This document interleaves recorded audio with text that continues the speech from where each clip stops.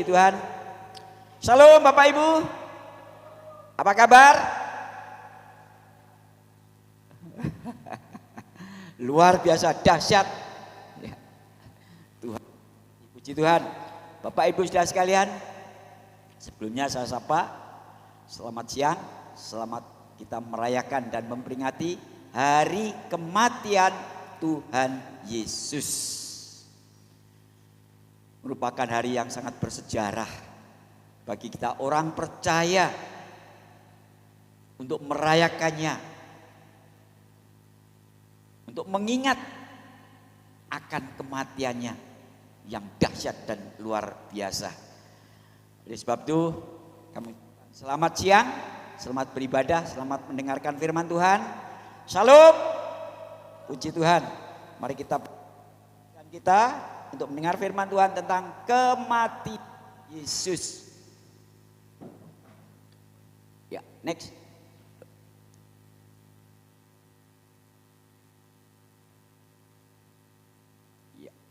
Kematian Yesus. Saudaraku yang dikasihi dan diberkati oleh Tuhan Yesus, hari ini kita berkumpul untuk memperingati hari kematian Tuhan Yesus Kristus. Kematian Tuhan Yesus tidak terjadi begitu saja. Dan kematian Tuhan Yesus tidak dilupakan orang begitu saja. Tetapi kematian Yesus harus menjadi peringatan kepada kita orang yang percaya kepada Tuhan Yesus Kristus. Sesuai dengan apa yang telah diucapkan oleh Tuhan Yesus pada malam terakhir, yaitu malam perjamuan malam. Dia mengatakan di dalam Lukas pasal 22 ayat 19, next. Lalu ia mengambil roti, mengucap syukur, memecah-mecahkannya kepada mereka. Katanya, inilah tubuhku yang diserahkan bagi kamu. Perbuatlah ini menjadi peringatan akan aku. Tuhan Yesus adalah Tuhan. Dia tahu apa yang akan terjadi dalam hidupnya. Dia tahu kapan dia akan meninggal. Oleh sebab itu sebelum dia meninggal, dia telah meninggalkan pesan supaya para murid-muridnya meneladani, yaitu mengadakan perjamuan malam yang dilakukan oleh Tuhan Yesus pada akhir hidupnya di bumi ini, yang supaya dapat kita teladani di dalam hidup ini untuk terus mengikuti perjamuan kudus. Mengapa kita harus mengingat akan Tuhan Yesus? Karena kematian Yesus mengandung suatu makna. Ada beberapa makna tentang kematian Tuhan Yesus. Nah, yang menjadi pertanyaannya, apa saja makna kematian Tuhan Yesus?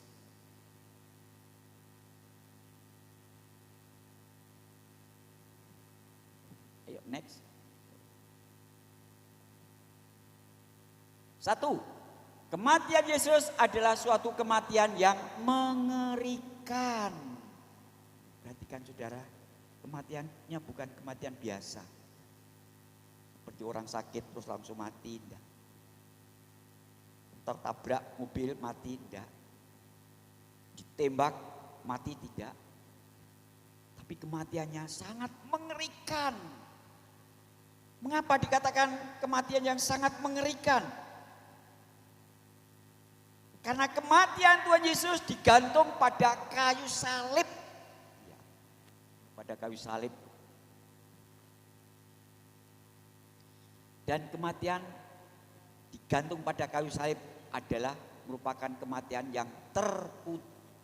Ya, dikatakan di dalam Ulangan pasal 21 ayat 23. Next. Oh ya, Galatia 3 ayat 13. Kristus telah menebus kita dari kutuk hukum Taurat dengan jalan menjadi kutuk karena kita.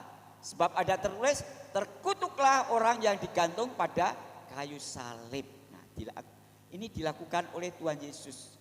Dia telah mati digantung di kayu salib. Apakah ini kebetulan? Tidak. Semua menggenapi apa yang telah dinubuatkan oleh para nabi, para utusan Tuhan. Dan itu harus terjadi. Kalau tidak terjadi, berarti bukan nubuat dari Tuhan. Hanya nubuat. Oleh sebab itu Tuhan Yesus mengalami mati digantung di atas kayu salib. Yaitu terkutuklah orang yang digantung pada kayu salib. Inilah kematian yang sangat mengerikan. Karena kematian yang terkutuk, dikutuk oleh Allah. Ya, Ulangan 21 ayat 23. Next. Ya, kematian di kayu salib, ya, di atas kayu. Ya. Maka janganlah mayatnya dibiarkan semalam-malaman pada tiang itu. Tetapi haruslah engkau menguburkan dia pada hari itu juga. Sebab seorang yang digantung terkutuk oleh Allah. Ya, orang yang mati digantung itu hukumnya adalah terkutuk oleh Allah. Allah sendiri yang mengutuk. Itulah saya katakan mengerikan. Karena kematian Tuhan Yesus di atas kayu salib adalah suatu kematian yang terkutuk. Orang yang mati digantung hukumnya terkutuk oleh Allah. Mengapa? Karena Yesus rela mati. Ya. Mengapa Yesus rela mati disalib, digantung pada kayu salib? Sebab menebus kita orang yang berdosa ini dari kutuk hukum Taurat, supaya kita tidak terkena kutuk hukum Taurat. Oleh sebab itu Tuhan Yesus rela mati yang terkutuk, yaitu digantung di kayu salib. Karena untuk menebus kita dari kutuk hukum Taurat. Tujuannya adalah supaya kita tidak lagi hidup dalam kutuk hukum Taurat. Maka Yesus rela mati menjadi kutuk karena kita. Supaya berkat Abraham ini turun atas kita. Itu yang kedua. Next. Ya. Pasal 3 ayat 14. Yesus Kristus telah membuat ini supaya di dalam dia berkat Abraham sampai kepada bangsa-bangsa lain. Sehingga oleh iman kita menerima roh yang telah dijanjikan itu.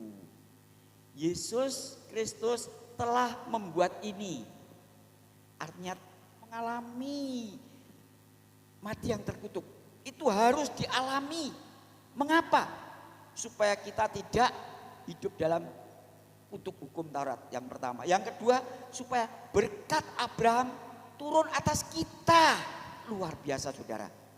Kematiannya ternyata membawa berkat bagi kita. Dia rela mati terkutuk supaya berkat Abraham itu turun atas kita. Ketahui saudara, berkat Abraham itu luar biasa. Dia dari orang biasa keluar dengan tidak membawa apa-apa. Di tanah asing dia diberkati dengan luar biasa. Dia mempunyai anak buah yang banyak. Tidak sembarang orang saudara bisa mempunyai anak buah yang banyak. Diperlukan berkat untuk memelihara anak buah itu.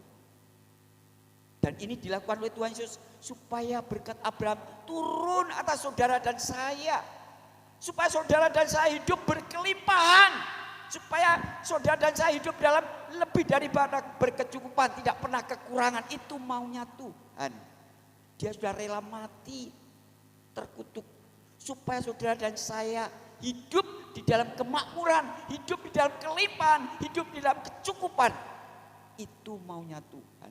Oleh sebab itu mari kita renungkan betapa besar kasih Tuhan. Betapa besar pengorbanannya kepada kita. Supaya kita boleh memperoleh hidup yang berkemenangan. Hidup keberkatan berlimpah-limpah. Amin. Ternyata hanya sedikit yang mengaminkan, berarti saudara tidak ingin hidup berkelimpahan. Kalau ada sesuatu yang hidup berkelimpahan, cepat sambut dengan respon. Amin. Maka itu akan menjadi bagian saudara. Kalau saudara tidak meresponi, ya berkat Tuhan tetap tidak akan tercurah.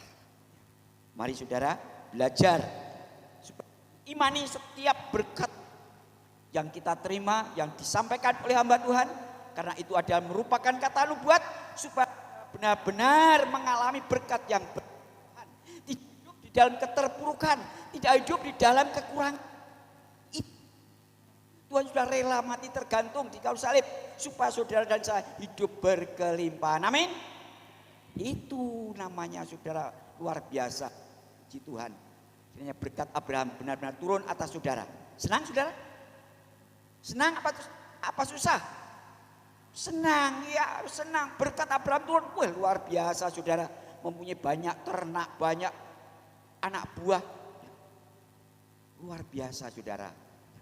Kalau saudara diberkati Abraham, wah luar biasa, saya bangga sekali. Kalau sidang jemaat diberkati dengan luar biasa, saya senang. Sebagai Bapak rohani di tempat ini, saya saudara-saudara diberkati dengan limpahan.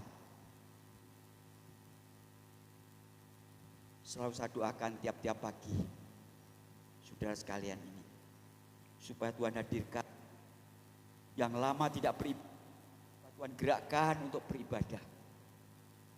Karena dengan beribadah itu, maka ada 3 berkat yang saudara terima. Yaitu Tuhan memberkati roti makananmu, Tuhan memberkati air minumanmu, dan Tuhan melalukan segala penyakit dari tengah-tengah kamu, kata firman Tuhan. Oleh sebab itu, saya hari ini merayakan dan meringati hari kematian Tuhan Yesus cukup banyak, puji Tuhan. Ketahuilah saudara, jangan takut Corona 19 atau Corona COVID-19, terbaliknya. Tapi mari kita sama-sama dengan pemerintah, kita lawan dengan beribadah. Itu caranya, senjata ampuh supaya sakit tidak ada di dalam kita, termasuk COVID-19 ini. Mari saudara, kita tingkatkan peribadatan kita untuk melawan COVID-19. Dengan itu, maka mustahil kita mampu. Karena kuasa virus, dan ini ada lagi virus yang lebih dahsyat lagi. Oleh sebab itu, kita harus berhati-hati, kita tingkatkan ibadah kita kepada Tuhan. Luangkan waktu hanya 2 untuk datang kepada Tuhan, supaya kita dari segala sakit penyakit dan kita diberkati. Amin. Puji saudaraku yang kasih, oleh sebab harus selalu mengingat akan Yesus yang rela mati terkutuk disalib di atas kayu salib karena kita. Semua itu dilakukan karena kita, bukan orang lain, karena kita dia rela melakukan hal itu. Next, yang kedua. Iya.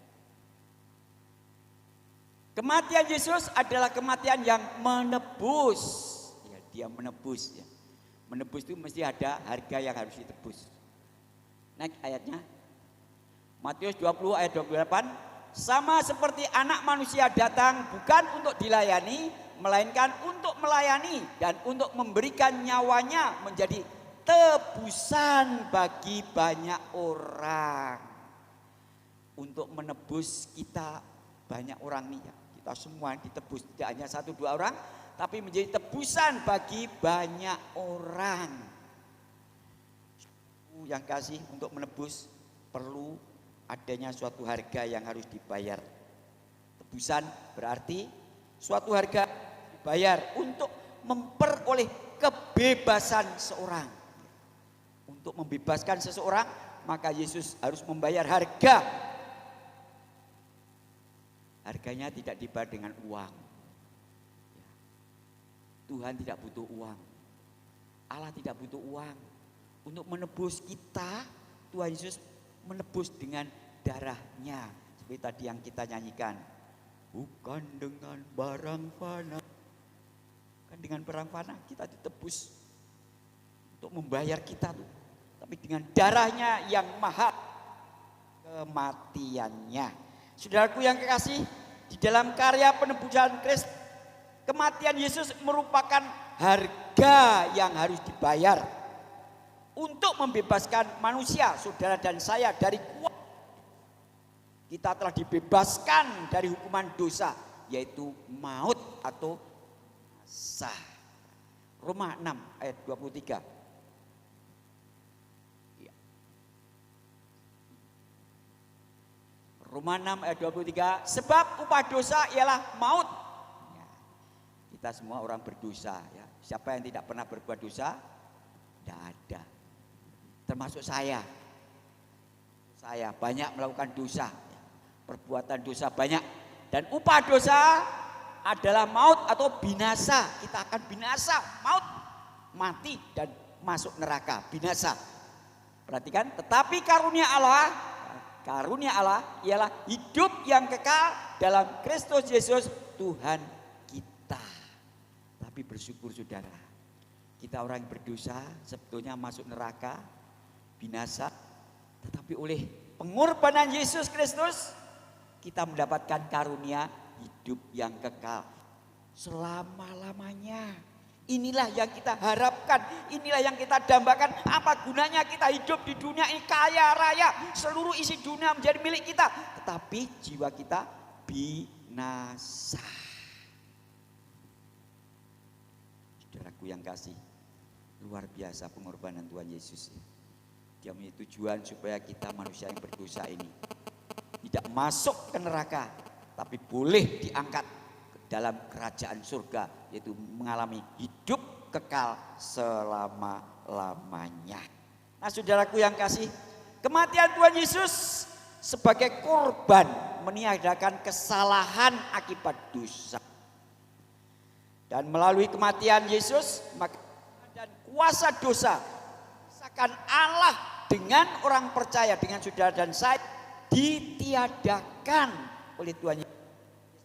Kita harus mengingatkan Tuhan Yesus yang sudah rela mati jadi tebusan bagi banyak orang, termasuk saudara dan saya. Kita harus bersyukur kepada Tuhan, ingat akan kematiannya. Yang ketiga,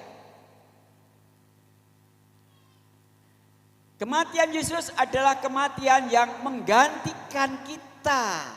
Dia mati untuk menggantikan kita, supaya kita tidak mengalami apa yang telah dialami oleh Tuhan Yesus.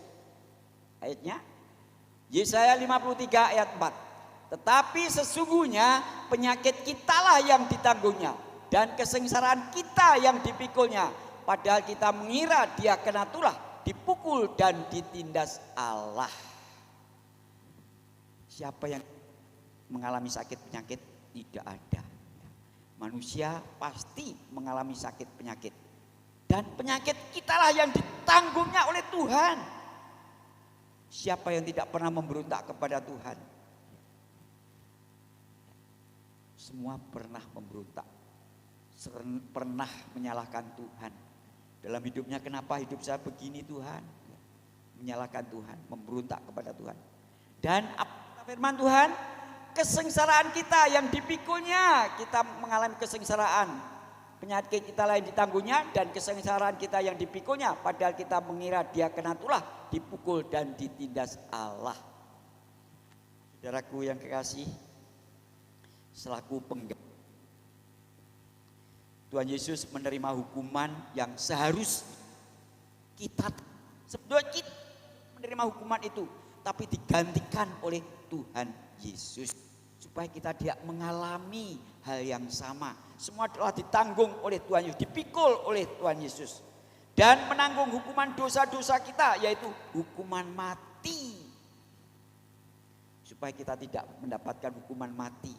Semua digantikan oleh Tuhan Yesus. Kita mengalami hidup yang kekal. Penyakit kita yang ditanggungnya, Yesus harus ya, Tuhan Yesus harus mengalami cemeti itu.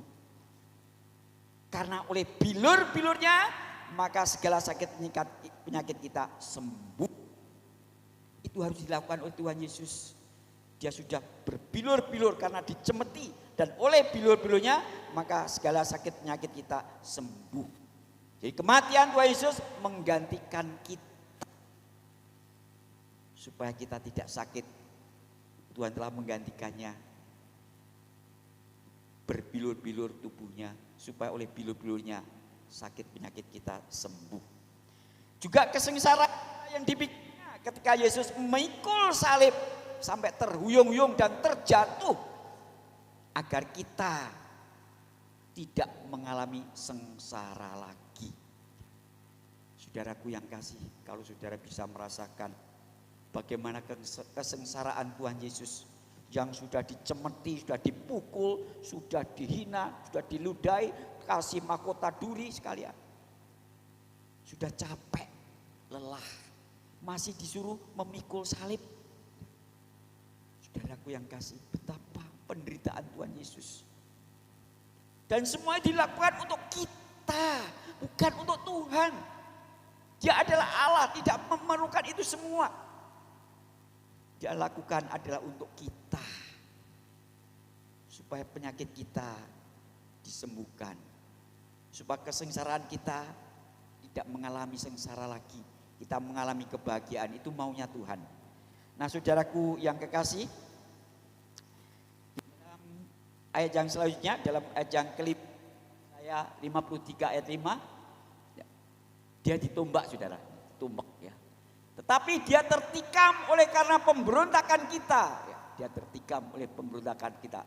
Dia diremukkan oleh karena kejahatan kita. Ganjaran yang mendatangkan keselamatan bagi kita ditimpakan kepadanya. Dan oleh bilur-bilurnya kita menjadi sembuh. Saudaraku yang kasih, kita sering memberontak kepada Tuhan. Dan orang yang memberontak kepada Tuhan pasti ada aibnya. Tuhan tidak pernah melupakan apa yang menjadi pelanggaran kita, pasti akan mengalami hukuman. Ada sanksi apabila kita melanggar perintah-perintahnya. Karena pemberontakan kita kepada Tuhan, maka Yesus rela ditikam lambungnya sehingga mengeluarkan darah dan air.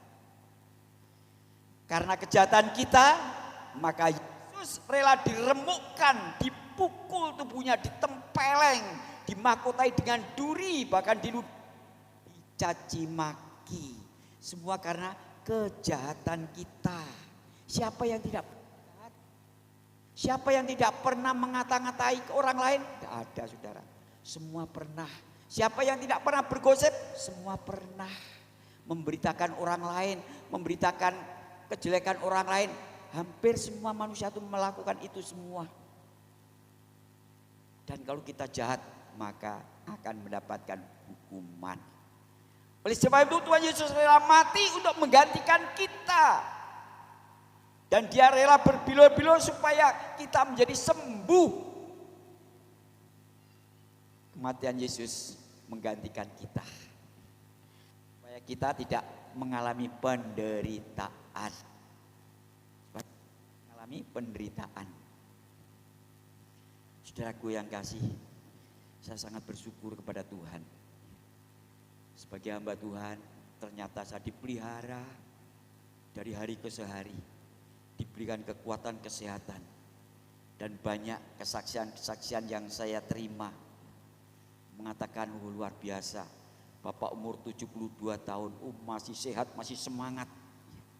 Kemarin juga saya WA dengan saudara kami yang ada di Temanggung. Dia mengatakan, Bapak umur berapa? 72 tahun. Oh, luar biasa ya, masih semangat melayani. Saya katakan, semua karena kemurahan Tuhan. Kesempatan untuk melayani Tuhan adalah suatu anugerah. Suatu anugerah. Diberikan kekuatan kesehatan. Tapi saya sangat salut juga dengan orang yang lebih tua daripada saya. Di sini orang yang lebih tua daripada saya adalah Tambi. Tambi yang lebih tua, lainnya tidak ada ya. Di bawah saya semua. Tambi lebih tua daripada saya. Masih kuat, masih berladang. Luar biasa ya. Nah saudaraku yang kasih, itulah sebabnya kita harus bersyukur kepada Tuhan. Kita memperingati hari kematiannya. Kita mengingat dia, karena dia telah berbuat baik kepada kita. Dia telah berkorban untuk kita, menggantikan kita, supaya kita tidak mengalami apa yang dialami oleh Tuhan Yesus. Luar biasa saudara. Kita mempunyai Tuhan yang sangat peduli, mempunyai Tuhan yang sangat memperhatikan kepada kita, dan mempunyai Tuhan yang sanggup berkorban untuk kita. Jarang kita temui teman sahabat yang karib aja belum tentu mau berkorban untuk kita, belum tentu. Kalau banyak uang tebal, banyak teman datang. Tapi begitu kan kantong ini kempes, saudara, tidak punya uang lagi, satu persatu minggat, satu persatu minggir. Tapi Tuhan Yesus lain, saudara. Dia sangat memperhatikan kita. Walaupun kita tidak punya uang, Tuhan tetap menyertai kita. Dia tetap ada di samping kita. Dia tetap menggantikan kita supaya kita tidak mengalami hal yang tidak kita inginkan. Yang keempat, next. Yang terakhir, ya. Kematian Yesus adalah kematian yang sukarela. Saudara yang kasih, karena Yudas Iskariot bukan karena orang yang telah salibkan, bukan karena orang Yahudi yang terus berteriak salibkan dia, salibkan dia, salibkan dia, bukan karena itu, saudara, tapi karena sukarela. Kematian Yesus adalah kematian yang sukarela, artinya kemauannya Tuhan, sukarela dirinya untuk menjadi alatnya saja untuk karena dia meninggal. Punya dia mati adalah karena sukarela, kematian yang sukarela. Yohanes 10 ayat 17, Bapa mengasihi aku oleh karena aku memberikan nyawaku untuk menerimanya kembali. Memberikan nyawaku, artinya kemauan Tuhan sendiri. Mau memberikan nyawanya dengan sukarela, bukan terpaksa, tapi memang dengan sukarela. Dia menyerahkan dirinya, mati karena suka. Nah, saudaraku yang kasih, korban yang dipersembahkan oleh Tuhan Yesus merupakan korban yang lebih baik daripada korban perjanjian lama. Karena korban Yesus merupakan korban yang sukarela, bukan korban yang terpaksa, bukan korban yang tidak sukarela dari seekor hewan atau seekor binatang. Binatang itu sebetulnya dia memberontak, saudara. Kalau mau dibunuh, dia itu memberontak. Ayam saja pernah saya disuruh istri saya untuk motong ayam. Pak, ayam potong. Wah, gimana caranya nih? Oh gini Pak, gini ya. Wah, saya sudah siap-siap, saudara. Ternyata dia masih menggerunjal, saudara. Oh itu apa? Kakinya ya, kakinya enggak dipegang itu. Wah, dia sayapnya juga gitu. Waduh, wah. Ternyata binatang itu, saudara, dia tidak rela. Kalau mau dibunuh, tidak rela. Dia selalu membela diri. Bagaimana supaya dia tidak mati. Termasuk kambing atau domba. Kalau mau dibunuh juga gitu, saudara. Oh dia memberontak. Tetapi kematian Tuhan Yesus tidaklah demikian. Dia menyerahkan dirinya dengan sukarela untuk mati. Dan semua itu dilakukan adalah untuk kita. Di dalam Yohanes 10 ayat 18, tidak seorang pun mengambilnya daripadaku, melainkan aku memberikannya menurut kehendakku sendiri. Aku berkuasa memberikannya dan berkuasa mengambilnya kembali. Ini tugas yang kuterima dari Bapakku. Nah, saudara yang kasih, tugasnya adalah memberikan nyawanya. Memberikan menurut kehendakku sendiri. Karena dia berkuasa untuk memberikan nyawa dan berkuasa untuk mengambil nyawa. Saudaraku yang kasih, Tuhan Yesus berkuasa untuk memberikan nyawa kepada kita supaya kita tetap hidup. Tapi dia juga berkuasa untuk mengambil nyawa kita supaya kita mati. Nah, saudaraku yang kasih, beberapa kali musuhnya ini ingin mencoba membunuh Tuhan Yesus. Tetapi mereka tidak berhasil. Mengapa? Karena saatnya belum tiba. Tuhan mengatakan saatku belum tiba. Yohanes 7 ayat 30.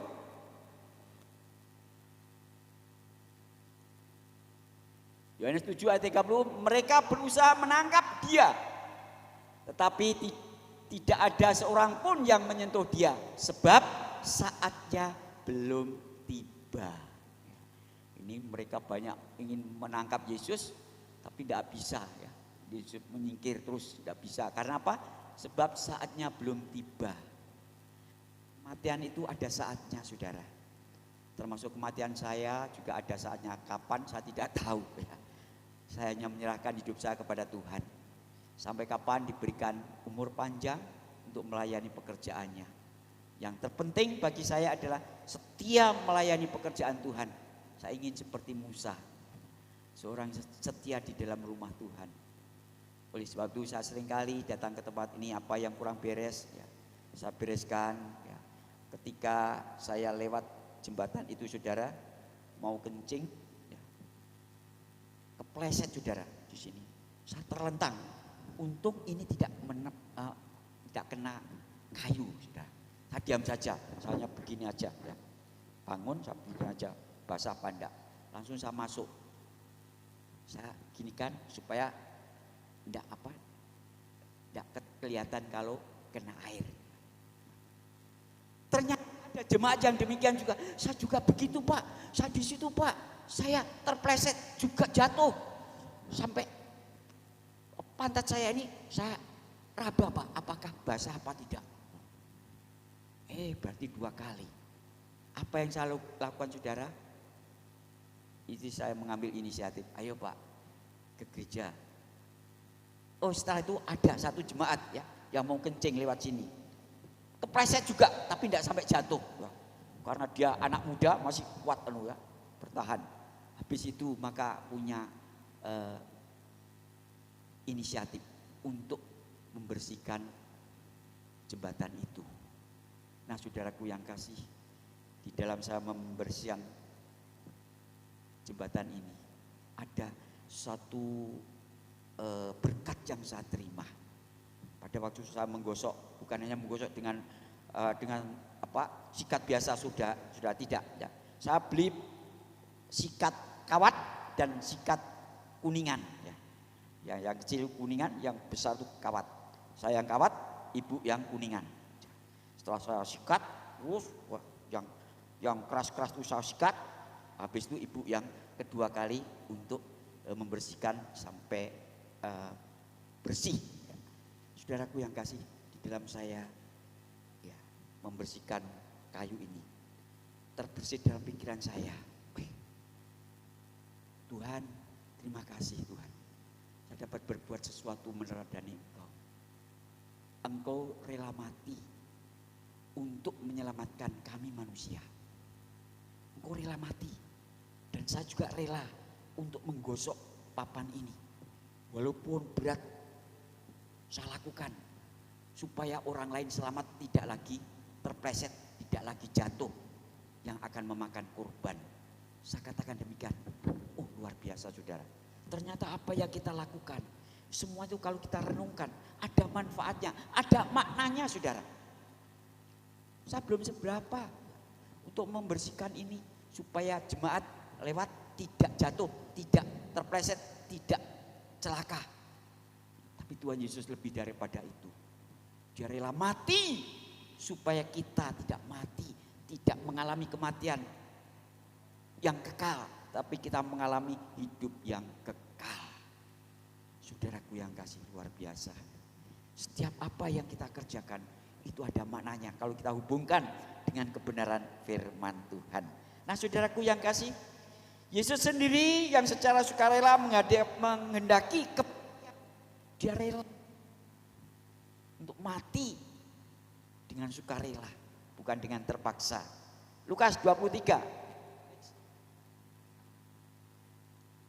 Ya, Lukas 23 ayat 46. Lalu Yesus berseru dengan suara nyaring, "Ya Bapa, ke dalam tanganmu kuserahkan nyawaku." Dan sesudah berkata demikian, ia menyerahkan nyawanya. Menyerahkan nyawanya. Bukan karena terpaksa, bukan karena dipaksa, tapi karena kerelaannya sendiri untuk menyerahkan nyawanya. Menjadi tebusan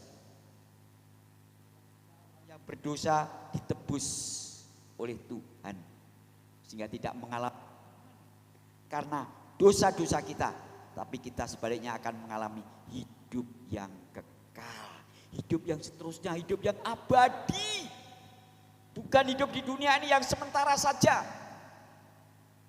Dalam Mazmur 90 ayat 12 kalau tidak salah, umur kami 70 tahun, kalau kuat 80 tahun, selebihnya adalah penderitaan.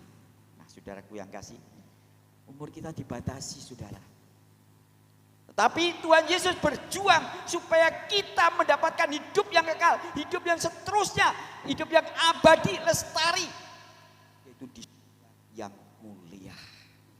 Saudaraku yang kasih, masih kurang apa Tuhan Yesus bagi kita? Kalau kita tidak bersyukur kepada Tuhan, apa yang bisa kita balas atas pengorbanannya? Uang kita? Tuhan tidak membutuhkan uang kita. Tuhan membutuhkan hati kita, saudara. Hati kita untuk setia kepada Tuhan, untuk mengingat pengorbanannya, untuk mengingat akan Tuhan Yesus Kristus yang sudah berkorban bagi saudara dan saya. Itulah maunya Tuhan, supaya kita terus meneladani apa yang dikehendaki oleh Tuhan Yesus. Nah, saudaraku yang kekasih, demikian pula ikut serta dalam perjamuan kudus. Ya, sengaja pada hari ini, hari kematian Tuhan Yesus, adakan perjamuan kudus karena untuk mengingat Tuhan Yesus. Karena Tuhan Yesus sebelum dia meninggal pada hari Jumat, hari seperti ini, Jumat Agung, dia meninggal.